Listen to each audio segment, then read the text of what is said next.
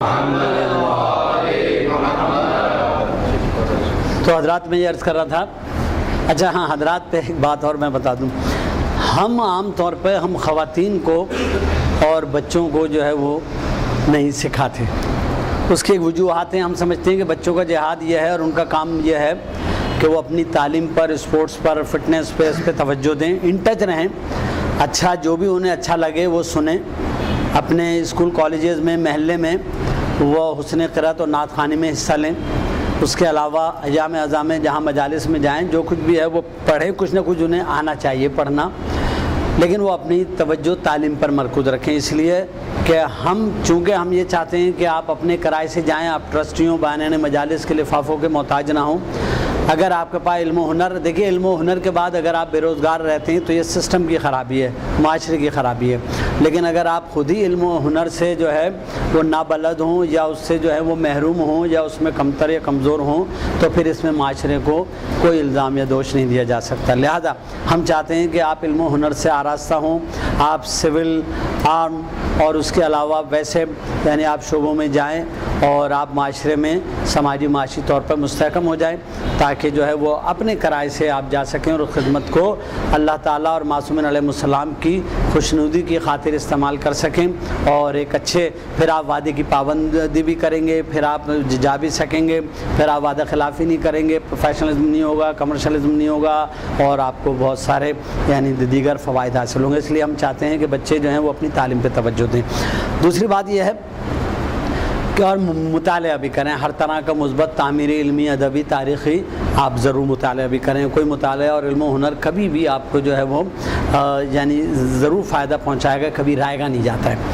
خواتین کا مسئلہ یہ ہے کہ ہم جس قسم کی سوسوانی کرتے ہیں، کئی سال کرتے آواسی گرومنگ میں لگ جاتے ہیں، وائس کلچر کرنے میں برسوں لگ جاتے ہیں۔ آپ کسی وقت بھی نوحہ خوانی، شاعری، خطابت یہ شروع کر سکتے ہیں، منقبت خوانی، لیکن جو ہے یہ جو سوسوانی ہم کرتے ہیں اس میں برسوں لگ جاتے ہیں آدمی کو وائس کلچر کرتے ہوئے۔ لیکن ایک بات ضرور ہے، اگر آپ یہ ہماری یہ سوسوانی، یہ آس والی جو یہ والی کر لیں گے، تو چونکہ ہم یہ ٹیکنیک سکھاتے ہیں کہ کس طرح، یہ میں آپ کو جب اس پر آؤں گا تو بتاؤں گا کہ ہوا سے یعنی باہر کی فضا سے، بیرونی فضا سے ہوا کو لینا اور پھیپھڑوں میں جمع کرنا، اور پھر اس کے بعد یہاں سے نکالنا، اور اس میں ناک، کان، گلے، جبڑے کا استعمال کرنا کہ کس طرح اس کا ہنجرہ جو کہلاتا ہے، یہ ساؤنڈ باکس، اس کا استعمال یہ ہم سکھاتے ہیں، اور اس کی سائنس ٹیکنیک جو ہے وہ سکھاتے ہیں۔ تو جب یہ آپ کو آ جائے گا تو پھر آپ جو ہے وہ سمجھ لیں کہ یہ انویزیبل ہوتا ہے، امیٹیریل ہوتا ہے، میٹا فزیکل ہوتا ہے، تو یہ جو ہے یہ آپ کو دنیا کے جتنے بھی فنون لطیفہ ہیں اس میں میٹر موجود ہوتا ہے، سامنے آپ اسے استعمال کرتے ہیں۔ زیادہ تر میں یہ ایسا فن ہے کہ جس میں کوئی چیز بھی جو ہے وہ موجود نہیں ہے، اس کو آپ ہوا سے یعنی باہر سے ہوا لینی ہے، کچھ دکھائی نہیں دے رہا ہے کچھ آپ کو، اور کچھ یعنی ویسے دکھائی دینے والا یا جمع کرنے والا یا نظر آنے والا میٹیریل نہیں ہے۔ آپ یہاں جمع کر رہے ہیں اور کس تناسب سے، کہ جس اسپیڈ سے، والیوم سے، اور کس تھکنس، فریکوینسی میں آپ اس کس اسکیل میں آپ آواز نکالیں گے اور اس کو سانس کا اپنا استعمال کریں گے۔ یہ ہم یہ ٹیکنیک سکھاتے ہیں یہاں پریکٹس میں یہ کر کے۔ اب ظاہر ہے کہ یہ کئی سال لگ جاتے ہیں۔ خواتین میں ایک تو مسائل یہ ہوتا ہے کہ وہ اتنی محنت عام طور پہ نہیں کرتی ہیں، اب تو سننے اور سمجھنے اور پسند بھی کرنے لگی ہیں ہماری ٹائپ کی سوسوانی، ورنہ اس سے پہلے جو ہے کجن بیگم صاحبہ جو ہر عہد کی بہت بڑی استاد تھیں اور صاحب فن تھی، ماہر فن تھی، انہیں یہی شکایت رہی ہے کہ انہیں لوگ دیکھنے آتے تھے اور یہ کہ ہاں بہت بڑی وہ سوسوان ہیں، لیکن سننے اور سمجھنے والے سامعین ان کو بہت کم ملتے تھے۔ اس کا شکوہ انہوں نے ہماری اس سے پہلے کی جو کلاسز ہوئی ہیں اس میں وہ تشریف لائیں، اور تفصیلی ان کے ساتھ ہم نے ایک کیا تھا انٹرویو نشست، اور وہ جاری بھی کیا ہم نے، اس میں انہوں نے یہ شکوہ فرمایا۔ تو بہرحال خواتین میں اب رجحان پیدا ہو گیا ہے سننے، سمجھنے اور سیکھنے کا، لیکن ایک تو یہ مسئلہ ہے۔ دوسرا مسئلہ یہ کہ ان کی جو ذمہ داریاں ہیں اور ان کی اس میں کئی سال بعد پھر ان کی ظاہر ہے کہ کوئی مستقل ان کا پتہ نہیں ہوتا ہے، ان کی ذمہ داریاں گھریلو، معاشی، سماجی، خانگی ہوتی ہیں، تو ان کے وظائف اور ذمہ داریاں کچھ اور ہیں۔ پھر کئی سال بعد تیار ہوں اور اس کے بعد ان کی شادیاں ہو جاتی ہیں، ان کے ان لاز جو ہیں کچھ تعاون کرتے ہیں نہیں کرتے ہیں، وہ بہنیں ادھر ادھر ہو جاتی ہیں، ان کی نندے اور جو دوسرے ساتھی ہوتے ہیں، پڑوس والے، رشتہ دار، وہ دور دور ہوتے ہیں، ان سب کا یکجا ہونا، ہم آواز ہونا، ہم مزاج ہونا، یہ ایک مشکل کام ہوتا ہے، اور وہ اس میں اگر فعال کردار ادا کریں تو جو نظام خانہ جو ہوتا ہے وہ خاصا متاثر ہوتا ہے۔ لہذا ہم تو البتہ یہ ضرور ہے کہ وہ ہمارا بستہ جو مارکیٹ میں دستیاب ہوتا ہے وہ بستہ لے لیں، یا کسی کا بھی کوئی بھی اچھا معیاری کلام لے لیں جو سوسخانے میں استعمال ہوتا ہے، کسی کی بھی کوئی بھی طرز لے لیں، ہماری طرز لے لیں، اور اس کو آسان اور ہلکا اپنے گلے و مزاج کے مطابق بنا کر وہ اس سے استفادہ کر لیں اور سوسخانی کر لیں۔ بہت ساری چیزیں ہماری سوسخانے میں ایسی ہیں جو میں نے اپنے گلے اور مزاج کے مطابق کمپوز کی ہیں۔ وہ یعنی ہمارا قطع، رباعی، سوز، سلام جو ہمارے سوسخانی کے اجزاء ہوتے ہیں تو اس میں قطع ہوتا ہے، اس کے اوپر ابھی تھوڑی سی گفتگو کرتے ہیں۔ قطع چلیے میں ضمناً آ گیا تذکرہ تو بتا دوں، 4 مصروں کا جو ہوتا ہے وہ ہوتا ہے قطع، لیکن وہ 3 شعر بھی ہو سکتے ہیں۔ اس میں قطع ایکسٹریکٹ ہے، کہیں سے الگ کیا ہوا کلام، یعنی کسی جگہ کا جزو کہیں سے الگ کیا ہوا، ایکسٹریکٹ یعنی اسے قطع کیا ہوا، الگ کیا ہوا۔ اس میں عام طور پہ مطلع نہیں ہوتا ہے۔ مطلع کیا ہوتا ہے میں ابھی عرض کروں گا۔ تو جیسے سب کے مشکل کشا ہے میرے علی، بات ایسی ڈھکی چھپی کیا ہے، جس کو شک ہے پکار کر دیکھے، ہاتھ کنگن کو آرسی کیا ہے۔ 4 مصرے ہیں، اس میں مطلع نہیں ہے، تو یہ جو ہے یہ قطع ہے۔ اچھا، رباعی کے بھی 4 مصرے ہوتے ہیں اور 4 ہی ہوتے ہیں، اسی لیے اسے رباعی کہتے ہیں۔ تو اس کی مخصوص بہریں ہوتی ہیں اور اس میں مطلع ہوتا ہے اور 4 ہی مصرے ہوتے ہیں۔ قطع رباعی ہو گیا صاحب۔ سوز ہم کہتے ہیں کہ جیسے ہم نے کہا نا ہماری اصطلاحات الگ ہیں۔ سوز ہم کہتے ہیں جناب کسی مسدس کا، مرثیے کا 1 بند، 2 بند، 3 بند تک پڑھ دیتے ہیں، لیکن عام طور پہ سوز 1 ہی بند ہوتا ہے۔ تو یہ شروع میں قطع رباعیہ سوز پڑھا جاتا ہے، اس میں ہم لوگ زیادہ تر آج دیتے ہیں۔ کسی قطع رباعی سوز میں کبھی ہم ساتھیوں بازوؤں سے بھی جو ہے مدد لے لیتے ہیں کہ وہ بھی ہم آواز ہو جائیں، شامل ہو جائیں، ورنہ وہ خالی آج دیتے ہیں۔ اس کے اب بعد سلام پڑھا جاتا ہے۔ سلام جو ہوتا ہے غزل کی ٹیکنیک پر ہوتا ہے، مثنوی کی طرز پر ہوتا ہے، عام طور پہ یعنی غزل ٹیکنیک پر ہوتا ہے، یعنی اس میں مطلع ہوتا ہے، کم سے کم اشعار کی کوئی قید نہیں ہے، عام طور پہ 5-7 شعر ہوتے ہیں۔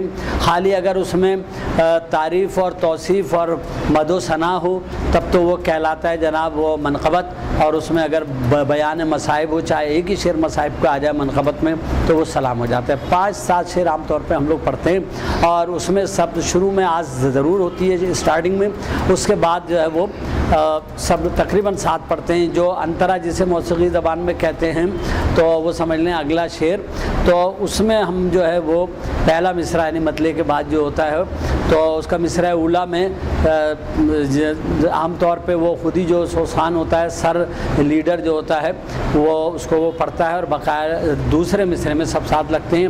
بعض پہلے مصرے کا آدھا حصہ بھی بازو اس کے ساتھ پڑھوا لیتے ہیں۔ وہ بہرحال سلام کی ٹیکنیک آپ جانتے ہیں، ورنہ ہماری کیسٹ سیڈیز میں آپ جو ہے وہ ملاحظہ فرما سکتے ہیں۔ مرثیہ میں سے سٹارٹنگ میں آ ضرور ہوتی ہے۔ مرثیہ میں چونکہ سیدھا پرسہ ہوتا ہے، بین شہادت، یہ جو جدید مرثیہ مسدس ہے فکر و فلسفے والا، وہ سوسخانی میں نہیں پڑھا جاتا ہے۔ سوسخانی میں ایک بات کا ضرور خیال رکھتے ہیں، چونکہ سوسخانی سویم چیلم برسی میں بھی ہوتی ہے جہاں غیر مجلسی حضرات بھی آتے ہیں۔ میرے والد کا چیلم ہوا تو میرے وکالت کے ساتھی بھی تھے اور میرے کالج کے ساتھی بھی تھے، تو ان میں سے بہت سارے ایسے حضرات تھے کہ جو مجلسی یا ہمارے ہم عقیدہ نہیں تھے، وہ محبت میں، دوستی میں، لحاظ مروت وزاداری میں تشریف لائے، انہوں نے قرآن خوانی کی اور مجلس شروع ہو گئی، وہ بیٹھ گئے۔ اب اگر ہم اسے مناظرانہ، دل آزار یا غیر معیاری یہ بات کریں گے تو ظاہر ہے کہ ان کا 100% تجربہ جو ہے وہ مایوس کن ہوگا اور ظاہر ہے کہ انہیں اچھا نہیں لگے گا۔ لیکن اگر ہم جیسا کہ ہوتا ہے ہمارے مجلس میں، اس میں ہم مناظرانہ یا دل آزار یا غیر معیاری کلام نہیں پڑھتے ہیں، اس لیے کہ اس میں ہمیں پرسہ دینا ہے۔ فضائل ہوتے ہیں یا پھر مصائب ہوتے ہیں، اور مرثیہ تو خالص پرسہ ہوتا ہے تو اس میں بین، شہادت، پرسہ وغیرہ پڑھا جاتا ہے۔ یہ سوسخانی کے اجزاء ہیں: قطع، رباعی، سوز، سلام، مرثیہ۔ ایک چیز ایسی ہوتی تھی جو نہ نوحہ تھا، نہ سلام، نہ مرثیہ، نہ سوز، درمیانی چیز۔ میں نے تمام جتنے بھی دبستان سوسخانی تھے ان سب کا مطالعہ، مشاہدہ اور اس کا جو ہے وہ استفادہ کرنے کے بعد جو سوسخانی کے سر ہو سکتے تھے، یہ میری ایجاد، اختراع کہہ لیں یا اپنی ایک اضافہ کہہ لیں، تو میں نے اس کو بین کا نام دیا، کیونکہ وہ کلام اپنے موضوع کے اعتبار سے اور ادائی کے اعتبار سے جو پہلے سے جو کیٹیگرائزڈ، جو متعین جو شکلیں تھیں، ان میں کہیں جو ہے وہ یعنی وہ نہیں کیٹیگرائز نہیں کیا جا سکتا تھا، اس کا شمار نہیں کیا جا سکتا تھا، تو اس لیے میں نے اس کو بین کا نام دیا ہے، کہیں بانو میں سیس نماؤں کہاں، اس ٹائپ کا۔ پھر میں نے ایک چیز اور شروع کی ہے، تو وہ سود و مرثی کی درمیانی شکل، وہ میں نے اپنے مزاج کے مطابق کچھ کہیں، جیسے حسین جب کے چلے بعد دوپہر کو یہ 1 یا 2 بند ہے تو سوز ہے، لیکن اس کے علاوہ 4 بند بھی میں پڑھتا ہوں اس میں، جب نہ ادا سے کسی طرح صفائی ٹھہری، اور اس طرح جو ہے وہ اقربا کٹ گئے جب شاہ کے باری باری، یہ کچھ کلام آپ نے بہرحال متفرق سن رکھے ہیں، تو یہ ایک علیحدہ سوز و مرثیے کی ایک درمیانی شکل ہو گئی جس میں میں آس لے کے پڑھتا ہوں۔ تو آپ حضرت، تو بہرحال میں یہ عرض کر رہا تھا کہ ہم خواتین کو جو ہے وہ اس لیے نہیں سکھاتے ہیں کہ خاصی محنت ہے، اور ان کو وہ پھر اتنی محنت کے بعد یہ ایسے ہی ہے کہ جیسے ہمارے ہاں خواتین لیڈی ڈاکٹر بن جاتی ہیں، اور پھر ان کو بعض لوگ ڈھونڈ رہے ہوتے ہیں لیڈی ڈاکٹر، ان کو ایک شوق ہوتا ہے، اور اس کے بعد وہ کہتے ہیں کہ نہیں جی ہمیں جو ہے وہ پریکٹس نہیں کروانی، ڈاکٹری یا نوکری نہیں کروانی، تو چولہا ہانڈی کرانا ہے، تو ان کی اتنے جو برسوں کی محنت اور اتنی سرمایہ کاری یہ سب کچھ ضائع ہو جاتی ہے۔ ان کے ایسے بہت سارے آپ کے ہمارے جاننے والے لوگ ہیں، تو ہماری سوچ خانے میں اتنی محنت کے بعد اور پھر وہ ہو جائے، لیکن بہرحال یہ ضرور ہے کہ اگر یہ ٹیکنیک سیکھ لی جائے اور اس کے رموز یہ جان لیے جائیں، تو ہمارا تربیت یافتہ ادارے کا سوسان منقبت خانے بھی کرتا ہے، نو خانے بھی کرتا ہے، اور وہ دوسرے بھی جو ادائیگی آواز سے متعلق ہیں وہ کام، نعت خوانی، قرأت، حمد و نعت، سلام، یہ سب کچھ پڑھ سکتا ہے، اس لیے کہ ہم آواز کا استعمال اور اس کی تکنیک سکھانے کی کوشش کرتے ہیں۔ اور ایک بات اور بھی ہے، ان کلاسوں میں ہمارے آنے والے لوگ، یہ بہت سارے ہمارے مسائل، ہمارے کراچی کے تو اتنے مسائل نہیں ہیں، لیکن کراچی میں چونکہ باہر کے لوگ بھی آتے ہیں اور ان کے اثرات بھی آتے ہیں، تو ہمارے ہاں بہت سارے ایسے مسائل نئے نئے پیدا ہو رہے ہیں۔ مثال کے طور پہ بہت سارے مسائل ہیں، یہ متنازع موضوعات ہیں، مطلب ہمارے محکمات اور مسلمات کے خلاف بغیر سوچے سمجھے باتیں ہونے لگی ہیں، تقلید و مرجعیت اور خمس جو ہے وہ موضوع بحث بن گیا ہے۔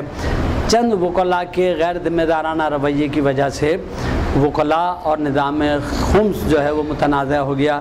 چند علماء کرام، خطباء اور ائمہ مساجد کے کچھ غیر محتاط، غیر ذمہ دارانہ رویے کی وجہ سے عزادار اور نمازی اور ماتمی میں تفریق پیدا ہو گئی ہے، ورنہ پرانے لوگ جو تھے یہ اچھا، پھر ظاہر ہے جب یہ علماء کرام جب یہ ماتمیوں اور عوام میں شامل نہیں ہوں گے، اور ایک بات سنیں، ہم اپنے بچوں سے کہتے ہیں کسی کی کوئی خاص مصروفیت مجبوری ہے تو الگ بات ہے، ورنہ جیسے آپ قرآن خوانی کے وقت سے آتے ہیں اسی طرح آپ کو جو ہے وہ آخر وقت تک آپ کو مجلس جس حد تک جہاں تک آپ سن سکیں آپ کو شریک ہونا چاہیے۔ اگر آپ محض ثانی آئے اور کر کے چلے گئے تو یہ تو آپ کا فرد منصبی، شعبہ، مشغلہ اور جاب، پروفیشن، ایک طرح سے ان معنوں میں نہ صحیح کہ آپ پیمنٹ نہیں لیتے ہیں، لیکن بہرحال آپ کا جاب اور پروفیشن تو ہوا نا، یہ پھر آپ کی اپنی عزاداری کیا ہے۔ جو مولانا صاحب نہ سوسانی سنتے، نہ ماتم داری کرتے، نہ نوحہ سنتے، وہ آئے اور مجلس پڑھی اور چلے گئے، تو ان کی اپنی عزاداری کیا ہے۔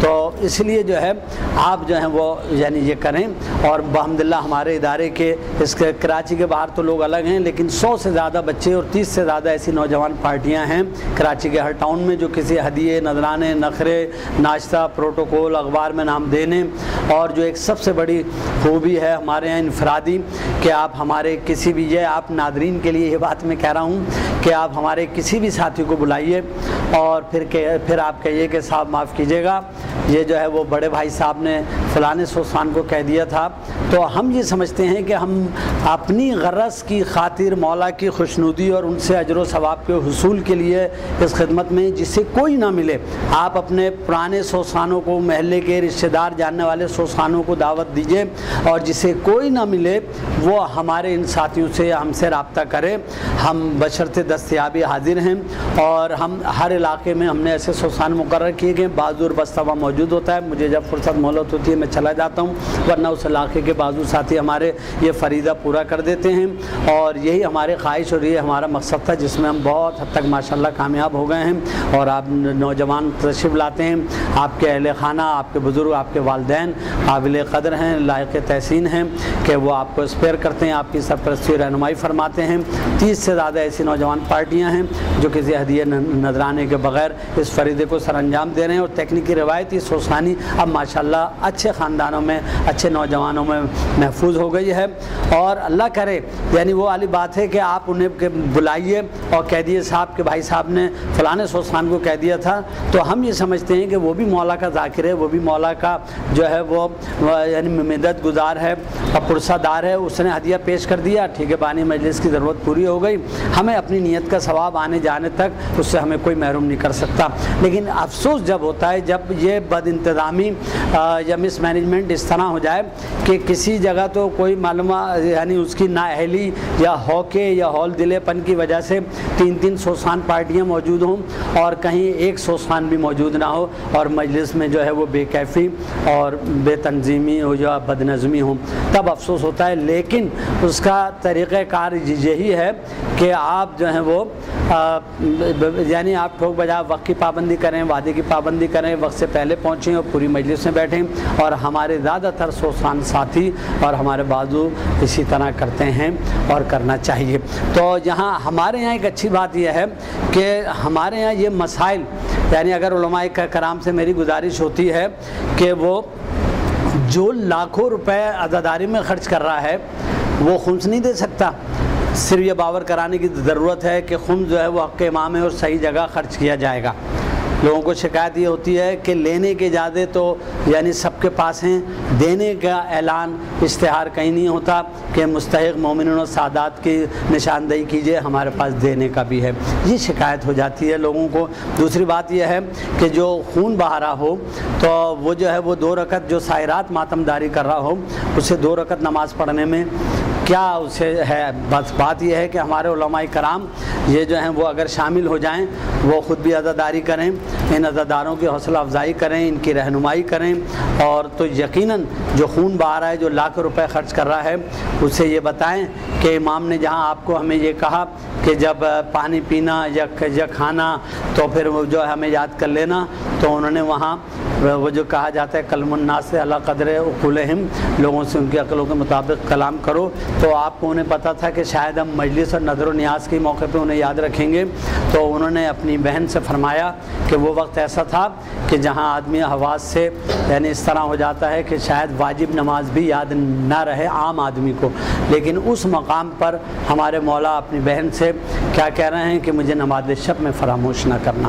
تو آپ یہ سمجھ لیں کہ اگر یہ بتا دیا جائے کہ ہمارے 2 ہی ائمہ تھے کہ جو اعلانیہ طور پر شہید کیے گئے ہیں اور وہ دونوں جو ہیں وہ سجدے میں شہید ہوئے ہیں، بقایا کسی کو زہر دیا، کوئی قید خانے میں، کوئی زہر سے شہید ہوا، کوئی جو ہے وہ غیبت میں ہے، لیکن یہ کہ جو اعلانیہ 2 شہید ہوئے ہیں ہمارے ائمہ وہ دونوں ہی حالت سجدہ میں ہوئے ہیں۔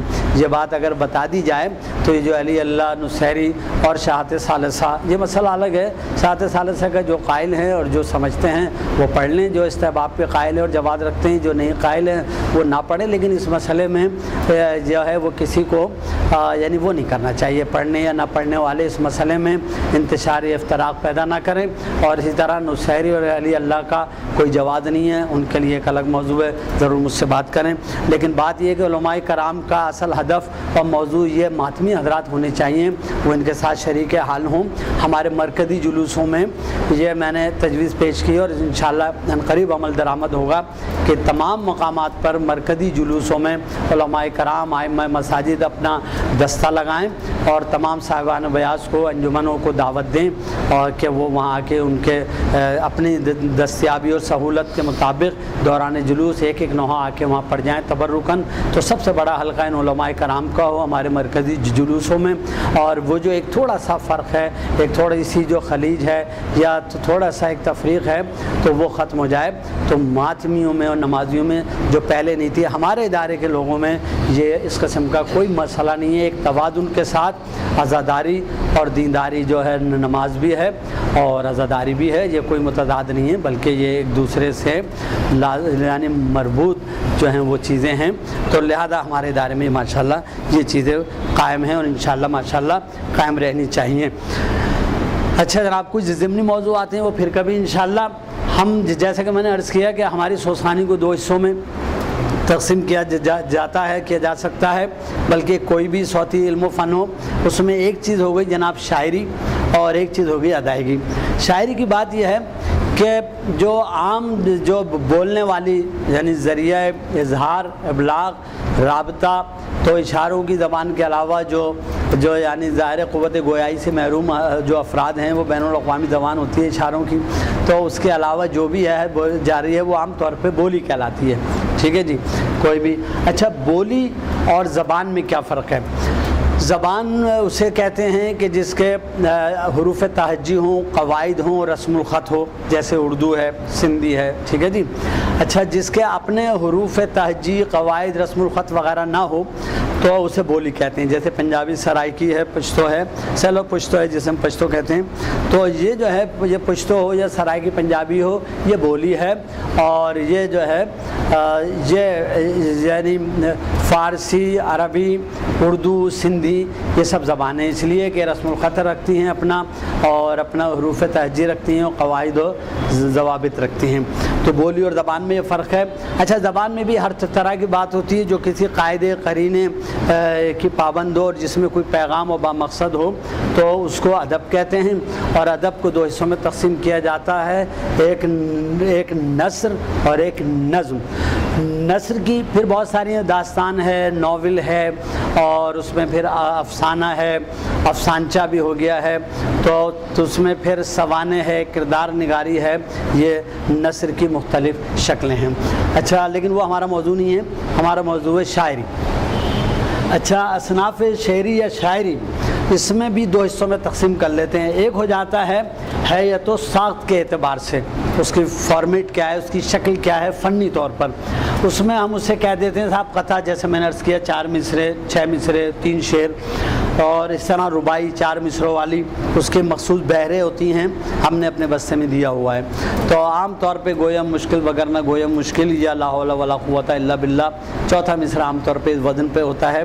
پہلے، دوسرے، تیسرے، چوتھے یعنی مصرے ضروری نہیں ہے کہ ہم وزن ہوں. اس کا ایک اصول ہے، وہ بہت تکنیکیات کی بات ہے، اس میں زیادہ پڑھنے کی ضرورت نہیں ہے، تعارف کے لیے اتنا ہی کافی ہے.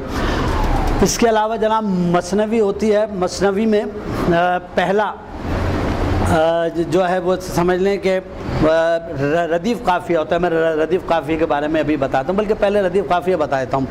رزق کہتے ہیں اینٹ کو.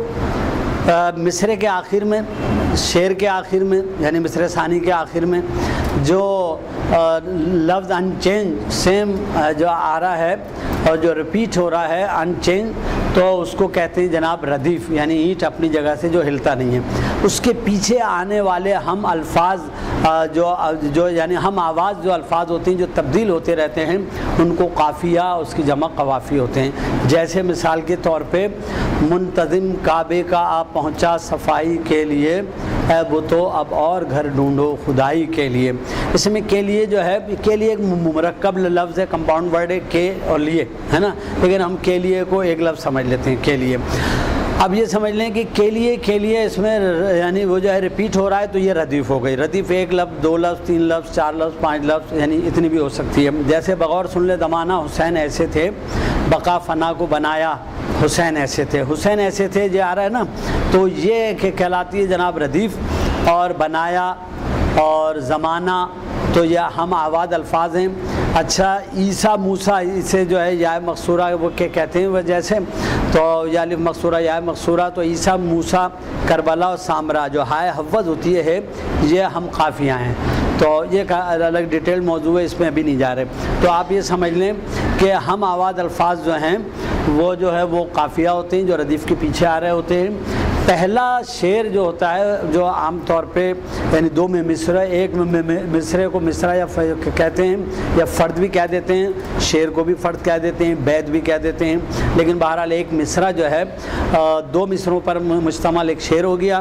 اور شعر میں جہاں ردیف قافی دونوں مصروں میں آ رہے ہیں اور شروع میں آ رہا ہے، اسے مطلع کہتے ہیں. شاعرانہ جہاں آدمی اپنا نام استعمال کرتا ہے، ایک ہوتا ہے اس میں علم، جیسے کسی کا نام ہے مرزا اسد اللہ، تو یہ اس کا یعنی اس میں علم ہے، یہ اس کا نام ہو گیا.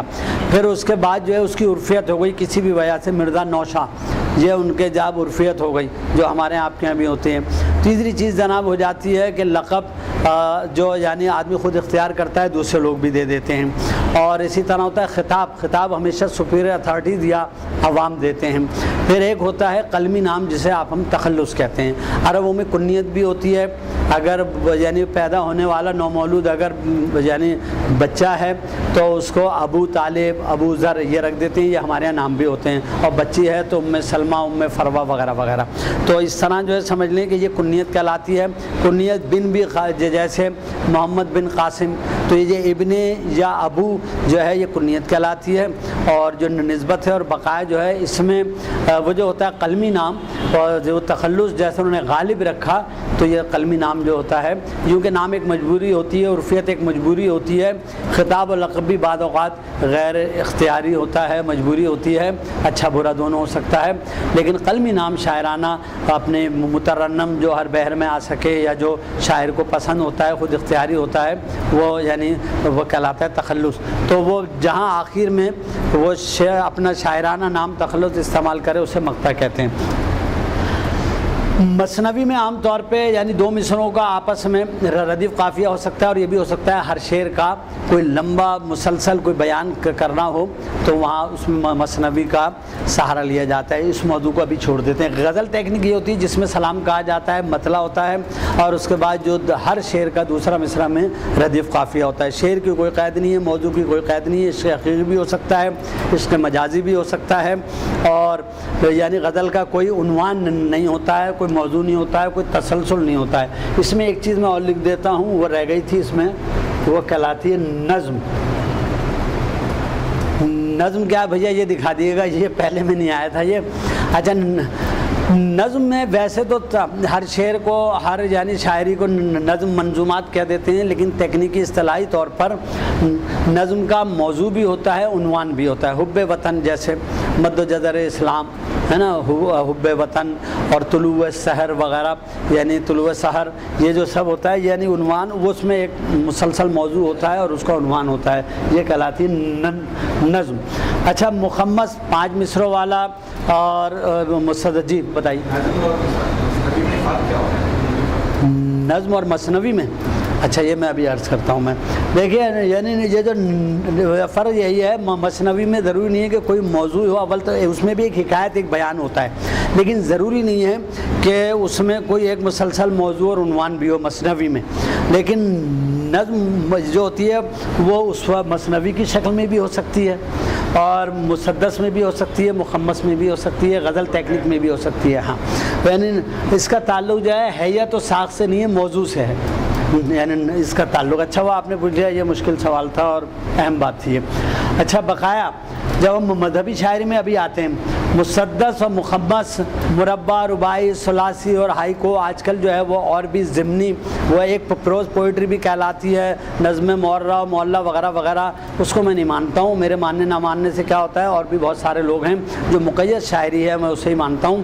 اور ہماری سوسانی و مذہبی اس میں مقید شاعری جو ہوتی ہے، جو ضابطے اور قواعد کی جو اساتذہ کی مستند، اسی کو ہی جو ہے وہ اختیار کیا جاتا ہے اور اسی کو اہمیت دی جاتی ہے. ایک ہوتا ہے ترکیب بند اور ترجیح بند. ترکیب بند یہ ہوتی ہے، ترجیح بند ہوتا ہے جو ایک ہی مصرع بار بار یعنی لوٹایا جا رہا ہوتا ہے. آخر میں 4 مصرے یا 5 مصرے یا 6 مصرے یا 2 مصرے ہیں، اور اس کے بعد ایک مصرع جو ہے سیم ان چینج ریپیٹ ہو رہا ہے وہ مصرع، تو وہ کہلاتا ہے ترجیح، یعنی وہ رجوع کر رہا ہے، وہ پہلا مصرع ہے نا، تو وہ یعنی وہ ہوتا ہے. اچھا اور وہ جو ترکیب ہوتی ہے اس میں تھوڑی تھوڑی تبدیلی آتی رہتی ہے. مثال کے طور پہ جب امام آئیں گے میرے کلام میں، تو اس میں ہم جو ہے جب امام آئیں گے وہ مخمس شکل میں ہے، تو 5واں مصرع کے بعد کیا نبھائیں گے، کس طرح نبھائیں گے جب امام آئیں گے، تو اس میں رپیٹ ہو رہا ہے. اور اس کے بعد جو ہے وہ جب آئیں گے، اور جب وہ جو ہو رہا ہے بلکہ آئیں گے نبھائیں گے، تو آئیں گے جب امام آئیں گے رپیٹ ہو رہا ہے، یہ ردیف ہو گئی. اور نبھا، بتا، بنا جو ہے یہ قافیے ہو گئے، تو یہ کہلاتا ہے ترجیح بند. جی ترجیح بند میں نہیں، وہ جو ترجیح بند میں شعر بھی ریپیٹ ہو سکتا ہے، مصرع بھی ریپیٹ ہو سکتا ہے، لیکن وہ عام طور پہ یعنی ترجیح میں مصرع ہی ریپیٹ ہوتا ہے. وہ بعض جگہ ایسے آئے ٹھیک ہے آپ نے، جیسے مناجات وغیرہ آئی ہیں تو بعض جگہ مناجات آئی کہ 4 مصرے الگ کہہ کے وہ 2 مصرے جو ہیں وہ سے جائے گا جب لاد چلے گا بنجارہ. ہاں بالکل آپ نے یعنی جو یہ عوامی شاعر تھے نذیر اکبر آبادی صاحب، اور انہوں نے تو خیر بہت کہی ہیں ماشاءاللہ، روٹی نامہ، انسان نامہ، بنجارہ نامہ وغیرہ، تو اس میں بہت ساری باتیں ہیں. تو مخمس مسدس 6 مصروں والا جو مرثیہ جو ہے پہلے 4 مصروں میں بھی تھا، تو اور لیکن یہ کہ پھر یہ جو موجودہ شکل میں جو ہے مسدس مرثیہ تو یہ الگ ہوتا ہے. بہرحال وہ اس میں ہم زیادہ نہیں جاتے، یہ سمجھ لیں. اچھا یہ ہو گئی حیت و ساخت کے اعتبار سے. اب آ جائیے جناب موضوع کے اعتبار سے. موضوع کے اعتبار سے جو مجازی شاعری ہے دنیا والوں سے متعلق اس کو تو ہم شامل نہیں کر رہے. جو حقیقی شاعری ہے، دینی و مذہبی شاعری ہے، اس میں جو اللہ تعالیٰ کی شان میں کلام کہا جائے، وہ کسی بھی فارم میں ہو، مثنوی ہو، غزل تکنیک پر ہو، قطع، رباعی، مسدس جو بھی ہو، تو وہ حمد کہلاتا ہے. وہاں موضوع ہے اللہ تعالیٰ، جہاں موضوع ہے وہاں حمد ہے. جہاں حضرت موضوع ہیں، جہاں ممدوح حضرت ہیں وہ نعت ہے. اور جو بزرگان دین، اولیاء کرام، انبیاء، ائمہ، معصومین، متعلقین اور دوسرے جو ہے محترم شخصیات، تو وہاں بزرگان دین، اولیاء کرام وہ سب ہو جاتی ہیں یعنی منقبت، جس کی جمع ہے مناقب. اچھا ہمارے ہاں قطع، رباعی، سوز، سلام، بین، نوحہ، مرثیہ اصناف یعنی سوزخانی میں آ جاتے ہیں وہ. اچھا قصیدہ میں آپ کو بتا دوں، قصیدہ کچھ ساخت میں آتا ہے، کچھ موضوع میں آتا ہے. قصیدے کو ہم شامل کرتے ہیں اور کرنا چاہیے تھا. یہ میں اس کو بھیا اس کو بھی ذرا دکھا دیجیے گا. اچھا قصیدہ جو ہے اس میں قصیدہ مدحیہ بھی ہوتا ہے اور تنقیص میں بھی ہوتا ہے. حجو کہلاتی ہے وہ، کسی کی برائی میں بھی اور کسی کی جو ہے وہ تعریف میں بھی. اچھا قصیدے کے اور ویسے جو مرثیہ تھا تکنیکی، اس کے بھی چہرہ، تشبیب، تمہید اسے کہہ لیں. پھر اس کے بعد اس میں بہت ساری چیزیں تھیں. اس میں مناظر فطرت ہیں، مظاہر قدرت ہیں، اس میں جو ہے وہ سراپا ہے، اس میں پھر جو ہے وہ گریز ہے، پھر اس میں جو ہے گھوڑے کا بیان ہے، تلوار کا بیان ہے، رجز ہے، مبارزت ہے، اور پھر اس میں جو ہے وہ جنگ ہے، پھر اس میں شہادت ہے، بین ہے، پرسہ ہے. یہ مطلب مرثیے کے اجزاء ہیں. قصیدے میں پہلے تشبیب ہوتی ہے، تمہید ہوتی ہے، ابتدائیہ ہوتا ہے، پھر اس کے بعد جو ہے وہ گریز ہوتا ہے، پھر جو ہے وہ حمد یا مد و ثنا یا برائی یعنی کسی کی تنقید یا تضحیق اگر جو بھی ہے وہاں تو وہ تنقید وہ ہوتی ہے. اور پھر آخر میں یعنی دعا، مدعا جو کچھ بھی ہے اپنا بیان کرنا، اور پھر مقطع. تو یہ حیت کے اعتبار سے، تو حیت کے اعتبار سے اور موضوع کے اعتبار سے قصیدہ دونوں جگہ شمار کیا جا سکتا ہے. قصیدے کو حیت میں بھی شمار کر سکتے ہیں. عام طور پہ اس کی جو غزل تکنیک ہے اسی میں ہی ہوتا ہے، اور اس میں یعنی اس طرح ہوتا ہے جیسے یہ کہا جائے کہ صاحب یہ جو ہیں وہ یعنی یہ سب نعمتیں جو ہے یہ سب اللہ تعالیٰ کی، یہ جو کچھ بھی ہے اللہ کے سوا وہ اس کی مخلوق ہے، اور اللہ نے جو ہے بڑی نعمتیں دی ہوئی ہیں، اور ان نعمتوں میں سے ایک نعمت جو ہیں وہ یہ بھی ہیں، اور ان نعمتوں میں اور ہم ان نعمتوں سے وابستہ ہیں، اور صاحب ہم وابستہ ہیں تو پھر ان سے ہم دعا گو بھی ہیں. جو ان سے وابستہ ہے اس کے لیے پھر مدارج میں اور ہم دعا گو بھی ہیں، اور یہ ہمارا مدعا ہے. یعنی اس طرح یعنی سورۃ الحمد بجائے خود قصیدہ تکنیک پر ہے کہ اس میں جہاں دعا، مدعا، گریز اور حمد و ثنا، تشبیب، تمہید سب موجود ہے. اگر سورۃ الحمد کو، سورۃ الفاتحہ کو دیکھا جائے تو وہ بجائے خود جو ہے وہ ایک طرح سے قصیدہ ہے. ٹھیک ہے جی، ہر شکل میں، ہر اس میں ہو سکتا ہے. اچھا صاحب اب آپ دیکھیے. اچھا ہاں یہاں ایک بات یہ کہ ہماری بدقسمتی سے مذہبی شاعری میں، مذہبی شاعری فیکٹس کی شاعری ہوتی ہے. اصولاً جو شاعری کرنا چاہے اسے چاہیے یعنی علم 2 قسم کے ہوتا ہے، ایک مجلسی اور کتابی. کتابی علم اس لیے ضروری ہے کہ آپ کو صحیح املا اب معلوم ہو کس طرح لکھا جائے گا. مجلسی علم اس لیے ضروری ہے کہ آپ کو اس کا تلفظ معلوم ہو. یہاں بہت سارے الفاظ ادھر ادھر ایسے آئیں گے جہاں آپ کو محض کتاب میں تو یہ لکھا ہوا پتہ نہیں یہ صحیح تلفظ مسمن ہے، مزدس ہے، یا یہ جو ہے کیا ہے، یہ رمول ہے، حزوج ہے، کیا ہے، یہ آپ کو نہیں پتہ. کیونکہ اعراب سب جگہ نہیں لگے ہوئے ہوتے کتابوں میں، لغات میں، بعض لغات میں بھی نہیں ہوتے، ہونے چاہیے لغات میں. تو آپ کو تلفظ کا، ادائیگی کا معلوم ہونا چاہیے. اس کے لیے مجلسی علم، اہل علم کی صحبت اور ان سے استفادہ ضروری ہے. کتابی علم اس لیے ضروری ہے. تو آپ کو چاہیے जिस तरह अच्छा खेलने के लिए अच्छा देखना ज़रूरी है, इस तरह अच्छा पढ़ने के लिए अच्छा सुनना ज़रूरी है और अच्छा कहने के लिए अच्छा मुताला ज़रूरी है। असातिज़ा का मुताला करें, मौजूदा मुस्तनद शुअराए कराम को सुनें, उनसे इस्तिफ़ादा करें, मशवरा सुखन करें, बाकायदा तलम्मुज़ इख्तियार करें। और फिर मजहबी शायरी में मुताला, मैं कहता हूँ कोई ना कोई लुग़त जिसे हम मुज़क्कर है, ये लफ्ज़ लुग़त जिसे हम मुअन्नस कहते हैं, तो आपके यहाँ कोई ना कोई लुग़त होना चाहिए मोतबर, मुस्तनद, मयारी, जिससे आप सही तलफ़्फ़ुज़ और सही उसके जो है लफ्ज़ का इमला आप जान सकें, उसके मानी और मफ़ाहिम जान सकें, उसका इस्तेमाल जान सकें। और इस तरह किसी से मुशावरत, तलम्मुज़ किसी से आपका होना चाहिए, चाहे वो शायर हो या ज़ी इल्म कोई भी आदमी हो। तो ये दोनों चीज़ें होनी चाहिए। और मजहबी उसमें फैक्ट्स की शायरी होनी चाहिए। अगर आपने मफरूज़ात पर या अपनी जो है वो यानी ख़ुद वज़ी तख्लीक़ी या आपने तबादात कुछ उसमें कोशिश की, तो वो बाज़ औक़ात गुनाह के ज़ुमरे में आ जाता है। यानी वो बात आप मासूमीन की तरफ से कोई बात मंसूब कर दें जो फिर वाक़या ना हो, तो फिर वो जो है वो यानी मफरूज़ात में आ जाता है और आपका रोज़ा भी बातिल हो सकता है। मजहबी शायरी हकीकत की, वाक़इयत की शायरी होती है, ना कि मफरूज़ात की या जो है ख़ुद वज़ी। अच्छा साहब, अब आ जाते हैं जनाब मिसरे का आगाज़, बहरों पर आ जाते हैं। ये थोड़ी सी तकनीकी और ज़रा सकील गुफ्तगू हो जाएगी, लेकिन बहरहाल जो मिसरा है, जो एक लाइन है, उसका आगाज़ को सदर कहते हैं और उसका इख्तिताम अंजाम अरूज़ कहलाता है। इल्म अरूज़, इसे लोग उरूज़ भी कहते हैं, लेकिन ये लफ्ज़ है अरूज़। अब वही मैंने आपको बताया ना कि अगर आप सुनेंगे नहीं तो उसे उरूज़ ही कहेंगे, वो कहा जाता है। तो अंजाम होता है अरूज़। अच्छा, सदर और अंजाम के दरमियान अगर एक रुकन, एक हश्व आए तो उसको कहते हैं, वो उस रुकन को, तो वो इस तरह 3 रुकन हो जाते हैं। ये मैं अभी इसकी वज़ाहत करूँगा।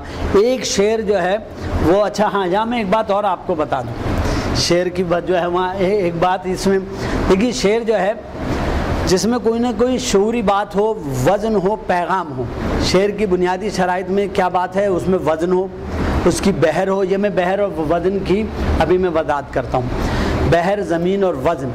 बहर क्या है कि एक उसका पैमाना 1 मीटर है और उसका वही वज़न भी है। उसको मुख्तलिफ बाट हैं, उसके मेजरमेंट हैं, वो बाट हैं कि जिससे वो उसको यानी पैमाना, एक लाइन का वज़न या एक बहर मुकर्रर होता है। ज़मीन क्या होती है, रदीफ़, काफ़िया और वज़न। जैसे मैं कहूँ कि उन्होंने कहा दिल नादा तुझे हुआ क्या है, गालिब का मशहूर मिसरा है। अब हमने कहा गालिब की ज़मीन में सलाम कहना है, तो दिल नादा यानी वो सुने ज़िक्र हज़रत अब्बास जो नहीं जानते वफ़ा क्या है, ज़ुल्जना और ज़ुल्फ़कार से सीख, बर्क़ क्या चीज़ है, हवा क्या है। तो ये गालिब की ज़मीन है और उसमें ये कलाम सलाम कहा हुआ है, ठीक है ना।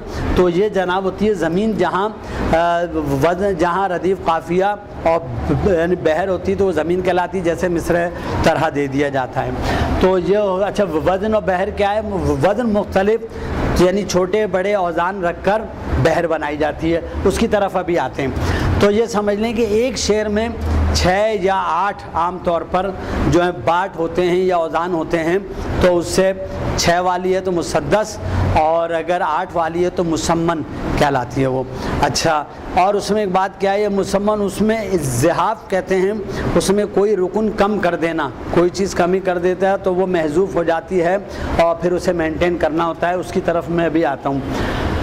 अच्छा जनाब, अगर 6 अरकान हो जाते हैं, ऐसी बहर को मुसद्दस कहते हैं, जबकि दरमियान में अगर 2 हश्व 2 अरकान आ जाएं तो इस बहर को मुसम्मन कहा जाता है। इसकी मैं वज़ाहत अभी करता हूँ। जो हर्फ लिखा जाए मगर बोला ना जाए, जैसे बिल्कुल है ना, तो देखा जाए तो बालकुल हम लिखते हैं ना, तो बे अलिफ 2, लाम 3, काफ 4 और फिर लाम, 5 हरफी लफ्ज़ है, लेकिन हम कहते हैं बिल्कुल, तो बिल्कुल 4 हरफी हो गया।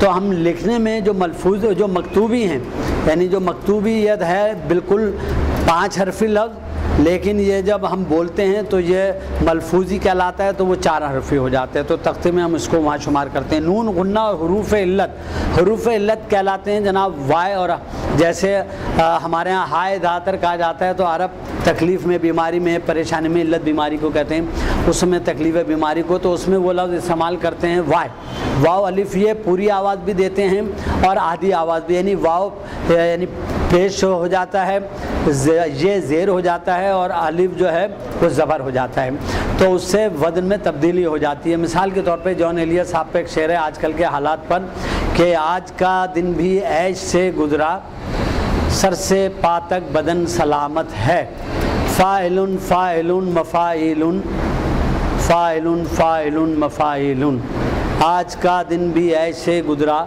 فاعل فاعل مفاعل، یہ باٹ ہیں، اس سے ہم ایک مصرے کی تختی یا اس کو ناپتے ہیں۔ سر سے پا تک بدن سلامت ہے، فاعل فاعل مفاعل۔ اب ہم نے کیا کیا، جو اس میں واو الف یا ہے اس کو ذرا جلدی اور مختصر کر کے پڑھ دیا۔ آج کا دن بھی عیش سے گزرا، سر سے پا تک بدن سلامت، اب اس میں لفظ ہے اضافی ہو گیا، فعل فعل فعل فا یا فعل فعل فعل فعل فا، اب یہ فاعل فاعل مفاعل کی بہر نہیں رہی حروف علت کم زیادہ کر دینے سے۔ تو یہ جو ہے نون غنہ، حروف علت اور زحافات، اس سے بہر بدل جاتی ہے، پھر بہر بدلنے سے اس کے نام مختلف ہو جاتے ہیں۔ کوئی چیز کمی بیشی ہو جائے نا، جیسے آپ کے ہمارے روزمرہ کھانے میں کوئی چیز معلوم ہے اس میں ڈل گئی تو وہ پلاؤ بریانی ہو گیا، اور اس میں معلوم ہے کوئی چیز کم کر لی گئی اور میٹھا ڈال دیا تو وہی پلاؤ جو ہے وہ زردہ یا سفیدہ ہو گیا، اور بھی اس کا کچھ نام وام ہوگا۔ تو اس طرح آپ سمجھ لیں کہ شکر ڈالنے نکالنے یا اچار ڈال دینے نکال دینے یا اس میں کوئی چیز شامل کر دینے یا کم کر دینے سے وہ جو ہے وہی کسٹرڈ ہو جاتا ہے، وہی ٹرائفل ہو جاتا ہے، اور وہی اس کے بہت سارے نام ہیں جو مجھے زیادہ پتہ بھی نہیں ہے، کھانے سے مطلب ہوتا ہے، لیکن جو تکنیکی لوگ ہیں وہ اس کو جانتے ہیں کہ نہیں یہ بریانی ہے اور یہ پلاؤ ہے اور یہ چائنیز ہے اور رائس اور اس کا نام کچھ اور ہے وغیرہ وغیرہ، ٹھیک ہے نا۔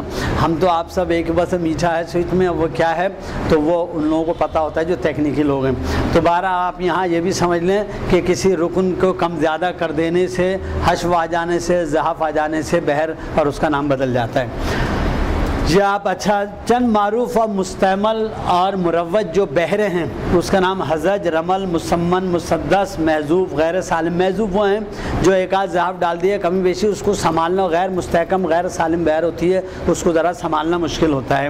اچھا اب یہ جو بہرے ہیں یعنی معروف بہرے، اس میں رمل، مسدس اور یہ جو ہے حزج، مسدس، یہ جو ہے یعنی یہ زیادہ مشہور ہیں۔ اچھا یہ کیا ہے رمل، فاعلات فاعلات فاعلون، دو مرتبہ آ جائے گا، فاعلات فاعلات فاعلون۔ میں اس کا مثال نہیں دینا چاہ رہا، جلدی جلدی گزرنا چاہ رہا ہوں، لیکن بعد میں آپ اس کو دیکھیے گا اور شعر کو اس میں ملا لیجیے گا۔ اسی طرح رمل مسمن کیا ہے، فاعلات فاعلات فاعلات فاعلون، ہم آسانی سے سمجھانے کے لیے کر لیتے تھے، جیسے ہم نے کہا کہ فاعلات فاعلات فاعلات، ایک گھوسا ایک تھپڑ ایک لات، یہ مسدس ہو گئی صاحب، کیونکہ یہ تین تین دفعہ آئے گا، 6 ارکان ہو جائیں گے۔ اچھا اس کو مسمن بنانا ہے، ایک گھوسا ایک تھپڑ ایک گالی ایک لات، فاعلات فاعلات فاعلات فاعلات، ہے نا جی۔ تو وہ اچھا اس میں پھر تھوڑی بہت اس میں وہ ذرا ادھر ادھر بھی ہو جاتی ہے، تو بہرحال وہ مسمن 8 ارکان 8 باٹ والی، اور وہ باٹ کیا ہے وہ میں ابھی وضاحت کرتا ہوں۔ حزج مسدس کیا ہے، مفاعلون مفاعلون فعولون، یہ 2 مرتبہ آ جائے گا، مفاعلون مفاعلون فعولون، تو 6 باٹ ہو جائیں گے، 6 باٹ یعنی مسدس، یعنی وہ سدس جو کہتے ہیں وہ چھٹے کو کہتے ہیں تو عربی میں، تو یہ سمجھ لیں۔ حزج مسمن کیا ہے، مفاعلون 8 میں، مفاعلون مفاعلون مفاعلون مفاعلون، ٹھیک ہے نا جی۔ اور وجہ ہے میں اس کی کوئی مثال دوں گا کہ چلیے اس وقت جو ہے میں آگے گزر جاتا ہوں۔ اچھا کامل مسمن میں متفاعلون 8 مرتبہ آئے گا، متفاعلون متفاعلون، ہے نا جی۔ تو چلیے میں مثال ذہن میں آ گئی ہے مگر وہ غزل کی ہے اس لیے نہیں دینا چاہ رہا میں اس میں۔ اچھا رجز مسمن مستفعلون 8 مرتبہ، متقارب مسمن فعولون 8 مرتبہ، متقارب مسمن محذوف فعولون فعولون فعولون فعول۔ یہ محذوف یوں کیا گیا کہ اس میں توڑ دیا گیا، اس کو تو ایک حذف کر دیا گیا، تو اس لیے یہ آپ بعد میں آپ یہ اس کی ویڈیو لے لیجیے گا، کلوز اپ میں دیکھ لیجیے گا، پھر اطلاق کیجیے گا، مجھ سے پوچھتے رہیے گا، ایک دم سے دیکھنے سننے والوں کی سمجھ میں کچھ زیادہ نہیں آئے گا۔ اچھا صاحب اب میں بیٹھ جاتا ہوں اور میں آپ کو بتاؤں یہاں تک یہ آ گیا۔ اچھا یہ بھی جو ہے اب یہ جو باٹ ہیں وزن یا اوزان، اچھا یہ جو ہیں یہ الفاظ ہیں کہ جن کو ترتیب سے آگے پیچھے کرنے سے ہم اس کو تختی کرنا، قطع کرنا، اس کا وزن کرنا. جیسے کہ منتظم کعبے کا آپ پہنچا صفائی کے لیے، فاعلاتن فاعلاتن فاعلاتن فاعلن، تو اب فاعلاتن اور گھر ڈھوں، فاعلاتن ڈو صفائی، فاعلاتن کے لیے فاعلن. جو تختی کرتے ہیں نا فاعلاتن، مطلب اس کو وہ کریں کہ جیسے یہ کہا کہ چلیے اسی کو آگے بڑھاتے ہیں کہ دو کیا مرحب کو حیدر نے تو بولی ذوالفقار. دو کیا مر فاعلاتن، حب کو جب ہے فاعلاتن، در نے بولی فاعلاتن، ذوالفقار فاعلن، ہے نا. ہاتھ ایسا فاعلاتن، چاہیے تیغ فاعلاتن، آزمائی فاعلاتن کے لیے. اچھا ایک اس میں ایک مسئلہ کیا ہے، یعنی الف سے پہلے، یعنی اگر الف کے علاوہ تیغ آزمائی کے الف کے علاوہ کوئی حرف ہوتا تو یہ بحر سے نکل جاتا، مگر الف میں یہ گنجائش ہے کہ اس سے آدھا پڑھ لیتے ہیں، حرف علت ہے تو تیغ آزمائی، ورنہ یہ گڑبڑ ہو جاتی. اچھا اسی طرح جو ہے اور رکھ لیں کہ وہ اور آگے اس میں بڑھیں کہ ہاں کہتے تھے عباس میں سکا ہوں فوج شاہ کا. کہتے تھے اب فاعلاتن، باس میں سک فاعلاتن، کا ہوں فوج فاعلاتن، شاہ کا فاعلن، ہے نا. تو خون کے در فاعلاتن، یا بہادوں فاعلاتن، گا ترائی فاعلاتن کے لیے فاعلن. یہ کہلاتی ہے تختی قطع کرنا. شعراء جو وزن کرتے ہیں نا یہ اس طرح کرتے ہیں. اچھا اس میں پھر کچھ اصول ہیں، وتد اور سبب، اور وہ سہ حرفی اور دو حرفی اور خاموش اور متحرک، وہ جو ہے وہ مطلب ڈیپ مسائل ہیں، تو وہ اس طرح ایک کلاس میں نہیں ہو سکتے، یہ صرف بنیادی خاکہ ہے. اچھا جی فعلن، فعلن، فعول، فعولن، فاعلن، مفعول اور مفاعلن، فاعلات، مفاعل، مفتعلن، فاعلاتن، مفاعلن، فاعلاتن، مستفعلن، مفعولات اور مفعولن. یہ جو ہیں یہ باٹ ہیں. ان باٹ کو آگے پیچھے ترتیب دینے سے ایک بحر، ایک وزن، ایک میٹر متعین ہوتا ہے، اور پھر اسی کو مد نظر رکھے کلام کہنا ہوتا ہے. اس کے کچھ ضمنی اور ذیلی مسائل بھی ہیں، وہ یہاں نہیں آ سکتے، وہ جب آدمی عملی طور پہ آتا ہے. چند بحریں جو مشہور ہیں جو مروج ہیں، حزج مسمن، رمل مسمن، احزوجہ، ارمولا اور حزج مسدس اور مضارع، محتبز اور مزدوج، متقارب، چامہ، محزوج، مقتضب، ازرو، مرغوب، اور یہ ہو گیا خفیف، کامل، سری، رمل، رجز اور متزاوج، مقبول، ترانہ، منصرف، متقارب، محذوب، زمزمہ وغیرہ. کسی رکن کو یعنی کم کر دینے کو، یہاں کم رہ گیا تھا، کر دینے کو